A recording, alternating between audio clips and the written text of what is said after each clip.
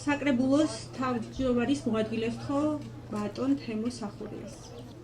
მოგესალმებით, ქალბატონებო და ბატონებო, ბატონო მერო, ბატონო საკრებულოს თავმჯდომარე, ზირფას საზოგადოება, ჩემო ოჩხომორელებო, არიან ადამიანები, ვინც ქმნიან ეპოქას და არიან ადამიანები, რომლებიც თავად არიან ეპოქა. აკაკი ხორავა იყო ეპოქა დიდი. მისი როლი ქართული თეატრისა და კინოს განვითარებაში არის უმნიშვნელოვანესი და ეს საუკუნეები დარჩება ჩვენი ერის ისტორიაში.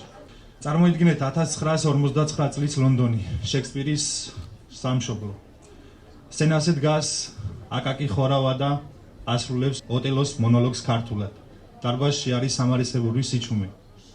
აკაკი ფიქრობს, რომ არ შედგა როლი, ვერ გაიგეს, ვერ გაითავისეს, მაგრამ ამ სიჩუმეში ინთება ასანთის ღერი. ერთი, მეორე, მესამე და სცენის ბოლოში დგას ლეგენდარული კომიკოსი ჩარლი ჩაპლინი და ქეთს უხრის ქართულ გენიას, ქართული გენიალურობის გამოხატულებას სცენაზე. ის არ იყო მხოლოდ ქართული თეატრის და კინოს ლეგენდა.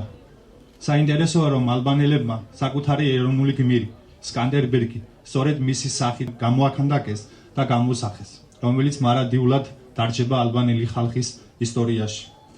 ის იყო გიორგი სააკაძე, ჩვენი ისტორიის ტკივილი და გამარჯვება. ის იყო ოდიპოსი, კარლ მორი, მაგრამ ყველაზე მეტად ის იყო აკაკი ხორავა. დღეს, როცა მის დიდებაზე ვსაუბრობთ, შეუძლებელია ყურში არ ჩაგვესმოდეს ეროსი მანჯგლაძის სიტყვები, რომელიც მან 1972 წელს რუსთაველის თეატრის წინ წარმოთქვა, მაშინ როცა აკაკის ცხედარს მთაწმინდისკენ აცილებდნენ.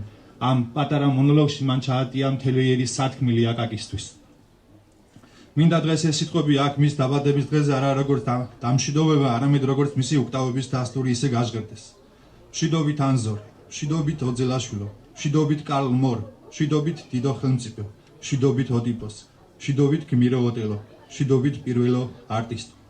ჩვენ ქალაქს და ქვეყანას ბევრი ღირსეული შვილი ყოლია, მაგრამ როგორც იმდროინდელი პრესა წერდა, ცოტა თუ ასულა თეატრის ისეთი სცენაზე, რომელზეც აკაკი ხორავა ავიდა. ჩვენ ბედნიერები ვართ, რომ გვთა მემკვიდრეობა, რომ ის ყოფილიყო ჩვენი ქვეყნის, ჩვენი კუთხის და ჩვენი ოჩხომურის შვილი.